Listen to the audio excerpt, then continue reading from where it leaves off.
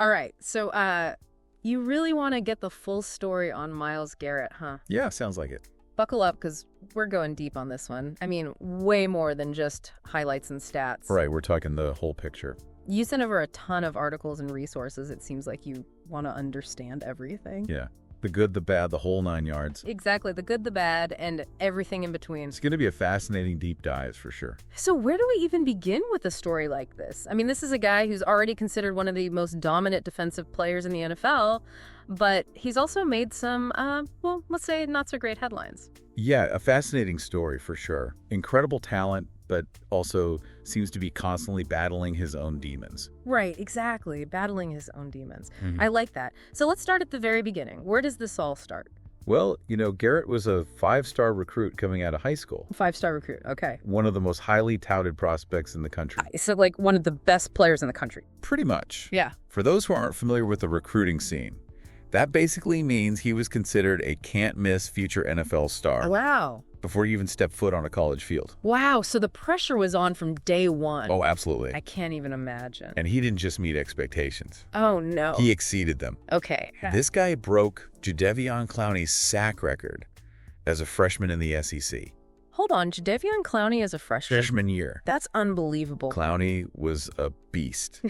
Number 1 pick in the draft a few years earlier. Right, one of the best players in the NFL. Exactly. For Garrett to surpass him at that stage in his career, As a freshman? yeah, it was a huge statement. Yeah, that's not just good. It's like next level stuff. Definitely next level. So we're talking SEC here, the Southeastern Conference. Yep. For those of us who maybe aren't diehard college football fans, break down what makes that conference so special. Yeah, so the SEC is basically the NFL's minor leaguer. Okay, I see what you mean. It's known for its tough, hard-nosed football. Yeah. And year after year, it produces a huge chunk of the players who end up in the NFL draft. Interesting. To be a standout performer in that conference, Yeah. it's a pretty good indicator that you're ready for the big leagues. Got it. So Garrett is dominating the SEC, breaking records and racking up awards. Tell me more about these accolades. So he was a first-team All-American, second-team All-SEC, Wow, okay. and even won the Bill Willis Trophy, The Bill Willis Trophy. which is given to the best defensive lineman in the country. Wow, that sounds pretty prestigious. It is. It's a big deal. Okay, so what do these awards tell us about him? Well, they don't just show how talented he was, Right. but also how consistently he performed at a high level. Consistently. Yep. He wasn't just a flash in the pan. Yep. He was the real deal. The real deal. All right, so all of this is leading up to the 2017 NFL draft. That's right. Okay. And the hype surrounding Garrett was unreal. Really? He was projected as the number 1 pick for months leading up to the draft. Oh, wow. Everyone knew he was going to be a game changer. So everyone's waiting with bated breath to see where he ends up. Yeah, it was a big deal. All right, so the big day arrives. It's the 2017 NFL draft. And the Cleveland Browns, The Cleveland who Browns. desperately needed a savior. They needed somebody. Oh, yeah. Okay. Made him the first overall pick. Wow, the first overall pick. Talk about pressure. That's right. I mean, first overall pick playing for a struggling franchise. I mean, how did he handle all of that? Did he live up to the hype? Well, in his very first NFL game, he gets 2 sacks. 2 sacks. 2 sacks. In his debut. Debut game. Wow, that's making an entrance. Yeah, he came out swinging. So what happens next? Well, let's just say he didn't slow down. Okay. Over the next few years, he establishes himself as one of the premier defensive players in the league. Okay. 6 Pro Bowl selections. 4 first-team All-Pro selections. Hold on, I got to interrupt you there. Okay. For those of us who might not be total football experts, Sure. what's the difference between the Pro Bowl and an All-Pro selection? Oh, good question. Which one's a bigger deal? The Pro Bowl is based on a popularity vote. Okay. So fine. it's kind of a popularity contest, Yeah. Players, coaches, and fans all get to vote. Oh, wow. Okay. But an All-Pro selection Yeah. is determined by a panel of football experts, Well, okay. writers, analysts. So the people who really know the game. Exactly. It's like being recognized by the people who truly understand the game. So while the Pro Bowl's fun and all, Okay. most players would say being named an All-Pro is the bigger honor. Yeah, I think that's fair to say. Okay, so we're talking 6 Pro Bowls, 6 Pro Bowls, 4 All-Pro selections. 4 first-team All-Pro. That's an elite resume right there. Oh, it absolutely is. Elite level. And it culminates in 2023 when he was named Defensive Player of the Year. Defensive Player of the Year. Defensive Player of the Year. That's huge. What does it even take to win that award? We're talking about consistently dominating offenses, Yep. making game-changing plays week after week. Wow. You have to be a force to be reckoned with. Okay, so he's got it all. Right. He's got the talent, the awards, the accolades. Seems like everything's coming up roses for him. But as you know, it wasn't all smooth sailing. Right. There's a reason we're doing this deep dive. Yeah, I did. So in 2019, an incident occurs Yeah, that would forever change the narrative of his career. it really does. You're talking about the helmet incident with Mason Rudolph, right? That's the one. The one that got him suspended? Yep, that's it. It was a shocking moment. Yeah, I remember it. One that sent shockwaves throughout the league and raised serious questions about player safety and sportsmanship. Yeah, definitely a big moment. It really was. Okay, well, let's break it down. What exactly happened? So during a game against the Pittsburgh Steelers, things got a little heated between Garrett and quarterback Mason Rudolph. Yeah. There was a late hit some shoving. Okay. And then in a moment of pure frustration, Yeah. Garrett ripped Rudolph's helmet off and swung it at him. Wow. It was a brutal scene. I mean, I remember seeing the replays, but hearing you describe it like that? Yeah, it was really intense. Okay. And the NFL came down hard on Garrett, Yeah, they had to. suspending him indefinitely. Wow. Okay, so how did this impact his career? I mean, obviously, it was a huge controversy, but did it derail everything he had built? It definitely cast a shadow over his achievements. Yeah, for sure. It forced people to question his character, his ability to control his emotions. All right. And even though he apologized and served his suspension, Yeah, that moment will likely follow him for the rest of his career. I can see why. So where do things go from there? Does he come back from this? He does return to the field, Okay. and in fact goes on to achieve some pretty incredible things. Really? Like what? He breaks the Cleveland Browns single-season sack record. The Browns sack record? Not once, but twice. Hold on. He broke the Browns sack record twice. Twice. Okay. This guy's a beast. He is incredibly talented. Yeah. No doubt about it. Yeah. But despite his individual success, Yeah. the Browns as a team continued to struggle. Right. And for a player of Garrett's caliber, Mm-hmm. that lack of team success had to be frustrating. Yeah, I can imagine. I mean, you're putting up insane numbers, but the team isn't winning. Yeah. That's got to wear on you. It's got to be tough. Right. And eventually, Yeah.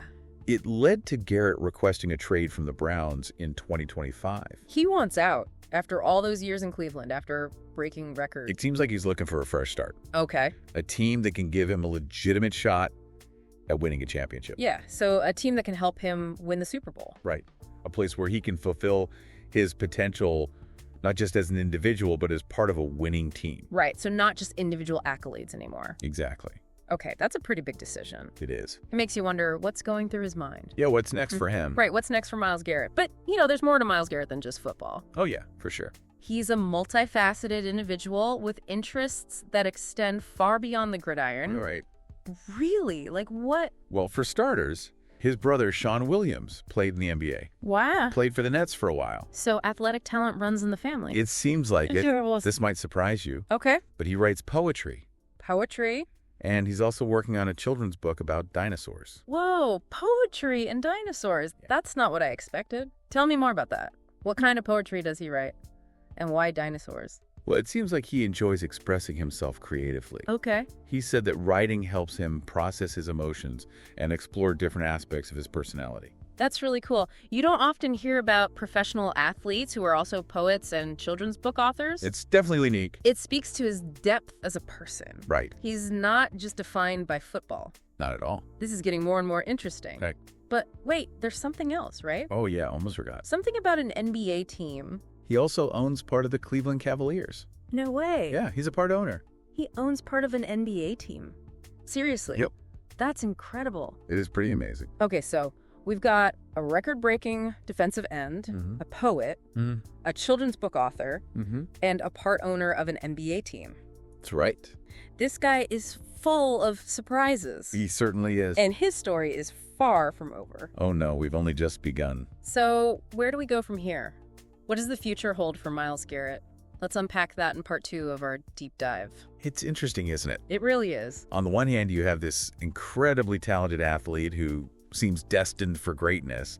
But then on the other hand, there's this cloud of controversy Right. that hangs over him. Yeah. It makes you wonder how much that one incident will define his legacy. That's the big question, right? I mean, Yeah. can he overcome that moment and still, achieve everything he's capable of? It's tough to say. Right. The helmet incident definitely damaged his reputation. And it's definitely something that teams will consider when evaluating him. Right. But, his talent is undeniable. Mm-hmm. There are plenty of teams out there who would love to have a pass rusher of his caliber. Yeah, but is he worth the risk? That's the gamble, I suppose. Right. I mean, obviously the talent is there, but can you really trust a guy who's shown that kind of volatility? Well, you also have to remember that he was only 24 years old at the time of the incident. 24? That's young. Yeah, people make mistakes, True. especially young people under immense pressure. Okay, but swinging a helmet at someone's head? That's not just a little mistake. No, it wasn't. Yeah. And he paid the price for it. But you also have to consider the context. The context. The late hit on Rudolph, the way Rudolph reacted. Right, it wasn't all one-sided. Exactly. Rudolph definitely played a role in escalating this situation. Right. It was a heated moment. The emotions got the better of both players. But the fact remains that Garrett crossed a line, and he'll have to live with the consequences of that. So what do you think? Will teams be willing to look past that incident and just focus on his talent? Or will it forever be a red flag? It's hard to predict. Yeah. I think it'll depend on a lot of factors. Like what?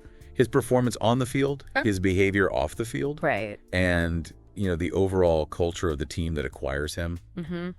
He'll need to convince them that he's learned from his mistakes Yeah. and that he can be a positive influence in the locker room. Yeah, it's interesting. You mentioned that he was only 24 at the time of the incident. Mm-hmm. I'm thinking about other athletes who've had, similar moments early in their careers. Right.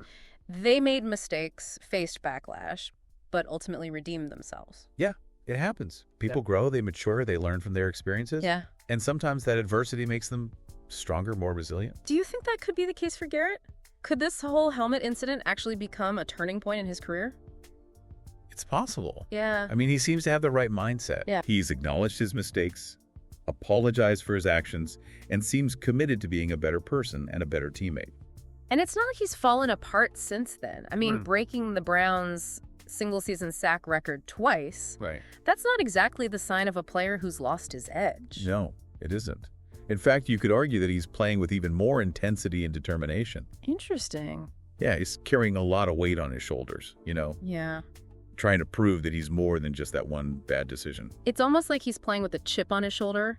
Like Yeah. he has something to prove, not just to everyone else, but to himself. That's a good way to put it. Yeah. There's a fire in him, a drive that pushes him to be better, to overcome the obstacles in his path. It makes you wonder what he's capable of achieving if he can harness that energy and channel it in the right direction. I mean, he has the potential to be one of the all-time greats. Really? The talent is there, the work ethic is there, the passion is there, but it all comes down to whether he can put it all together consistently and stay out of his own way. Right. It's all about consistency. It's a fascinating story, really. This guy who seems to have it all, but is constantly battling his own demons. The triumphs, the struggles, the controversy, Sure. it's all part of what makes Myles Garrett such a compelling figure. He's a complex individual, no doubt about it. And his story is a reminder that even the most talented people are flawed, Right. that they make mistakes, that they have to fight for what they want. It's a story that's still being written. We don't know how it will end. Will he find redemption? Will he achieve the greatness that seems to be within his reach? Will he be remembered as a champion or a cautionary tale? Only time will tell. But one thing is for sure. What's that? Myles Garrett's journey will continue to captivate us, to challenge us, and to make us think about the complexities of human nature. Okay, well, we've covered a lot of ground here. We've talked about his early promise, his college dominance, his rise to the top of the NFL, the highs, the lows, the controversy, and even his off-field pursuits. Right, we've seen it all. We've seen the stats, the highlights, lowlights. And we've delved into the deeper meaning behind it all. Exactly. But I think what's really fascinating about this deep dive is that it goes beyond just the facts and figures. It does. It forces us to confront the complexity of human nature, the duality of talent and flaws. It reminds us that we are all a work in progress, that we all have a capacity for both greatness and mistakes. And that the choices we make, how we respond to adversity, ultimately shape who we become. It's all about those choices. So with that in mind, I'm curious to hear your thoughts. Yeah. What do you make of Myles Garrett's story? What stands out to you the most? What questions are you still grappling with? That's a lot to think about. It is. Let's discuss that in the final part of our deep dive. It's funny, We often put athletes on a pedestal like they're superhuman or something. Right. But the truth is, they're just as human as the rest of us. They are. They make mistakes, they struggle, they have their own, personal journeys to navigate. Myles Garrett's story is a great reminder of that. I agree. It's easy to get caught up in the highlights, the stats, the wins and losses. But behind all of that, there's a real person with real emotions, real challenges, real aspirations. Right, exactly. And I think that's what makes this deep dive so interesting. It's not just about, analyzing his performance on the field. It's about understanding the forces that have shaped him, the choices he's made, the consequences he's faced. And ultimately, it's about recognizing the complexity of his story. He's not just a hero or a villain. Right. He's a mix of both, like most of us. So let's talk about those choices. I'm curious to hear your perspective on the trade request. Okay. After all he's accomplished in Cleveland, after breaking records and establishing himself as a star, why would he want to leave? Well, it's a complex decision, for sure. But I think it speaks to his ambition, his desire to win a championship. The Browns, despite having some talented players, haven't been able to put it all together and compete for a title. You're right. They've had their moments, but they haven't been able to reach that next level. And for a player like Garrett, who's already achieved so much individually, that team success has to be the next goal. It's about legacy, about being part of something bigger than yourself. That makes sense. I mean, he's already proven he can dominate on the field. He's already achieved individual accolades. Now it's about finding a team that can help him reach that ultimate goal of winning a Super Bowl. Exactly. And it's not just about winning. I think it's also about finding a team culture that's a good fit for him, a place where he can thrive and continue to grow, both as a player and as a person. So where do you think he'll end up? What kind of team would be the ideal landing spot for him? That's the million-dollar question. There are several teams that could use a dominant pass rusher, like Garrett. But, it's not just about talent. Right. The team needs to have a strong culture, a winning mentality, a supportive environment. It's almost like finding the right puzzle piece. You need to find a team that not only needs his skills, but also complements his personality and his goals. Precisely. It's a delicate balance. So let's say he finds that perfect fit, a team that's ready to win now, that has a great locker room that embraces him for who he is. Okay. What's the next chapter in his story? Can he rewrite the narrative? Can he overcome the shadow of that helmet incident and achieve the kind of legacy he's capable of? I believe he can. He has the talent, the work ethic, the determination. But more importantly, I think he has the self-awareness and the desire to learn and grow from his mistakes. That's a key point. It's not just about forgetting the past. It's about using it as fuel, as motivation to become a better version of yourself. Absolutely. And I think that's what makes Myles Garrett's story so compelling. It's a reminder that we all have our own challenges to overcome, our own demons to battle. But with the right mindset, with the willingness to learn and grow, we can all achieve great things. Well said. So as we wrap up this deep dive, what's the one thing you want our listener to take away from this? I think the biggest takeaway is that Myles Garrett's journey, like all of our journeys, is a work in progress. It's a tapestry woven with moments of brilliance, moments of struggle, and moments of redemption. And it's a story that reminds us that even in the face of adversity, even when we make mistakes, we all have the potential to write our own narratives, to shape our own destinies. That's a powerful thought. So to our listener, we encourage you to continue exploring Myles Garrett's story, to follow his journey, and to see what unfolds in the next chapter. It promises to be a captivating ride.